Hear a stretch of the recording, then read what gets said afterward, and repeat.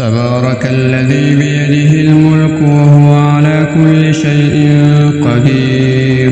الذي خلق الموت والحياة ليبلوكم أيكم أحسن عملا وهو العزيز الغفور الذي خلق 7 سماوات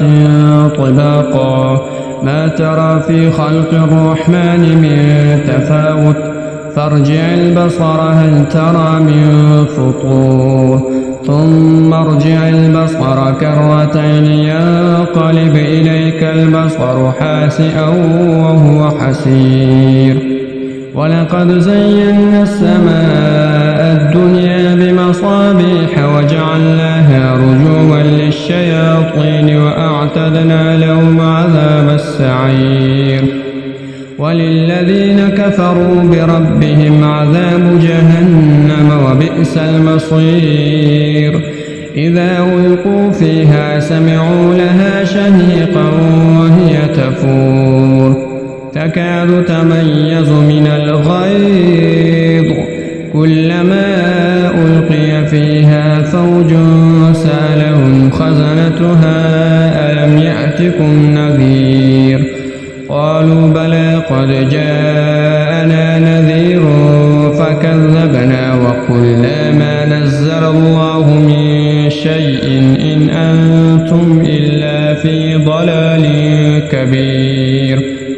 وقالوا لو كنا نسمع أو نعقل ما كنا في أصحاب السعير فاعترفوا بذنبهم فسحقا لأصحاب السعير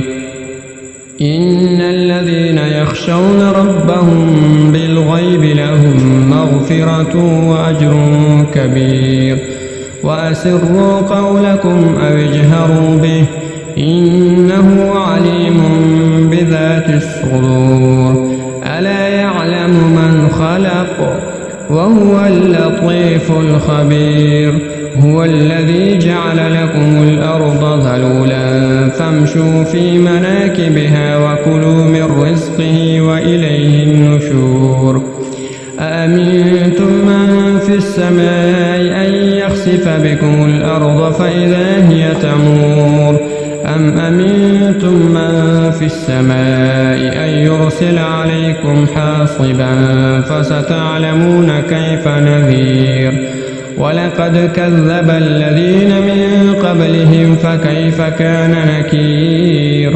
أولم يروا إلى الطير فوقهم صافات ويقبضن ما يمسكون إلا الرحمن إنه بكل شيء بصير أمن هذا الذي هو جند لكم ينصركم من دون الرحمن إن الكافرون إلا في غرور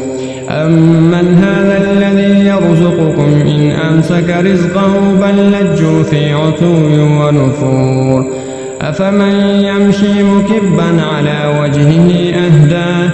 أمن يمشي سويا على صراط مستقيم قل هو الذي أنشأكم وجعل لكم السمع والأبصار والأفئدة قليلا ما تشكرون قل هو الذي ذرأكم في الأرض وإليه تحشرون ويقولون متى هذا الوعد إن كنتم صادقين قل إنما العلم عند الله وإنما أنا نذير مبين فلما رأوه زلفة سيئت وجوه الذين كفروا وقيل هذا الذي كنتم به تدعون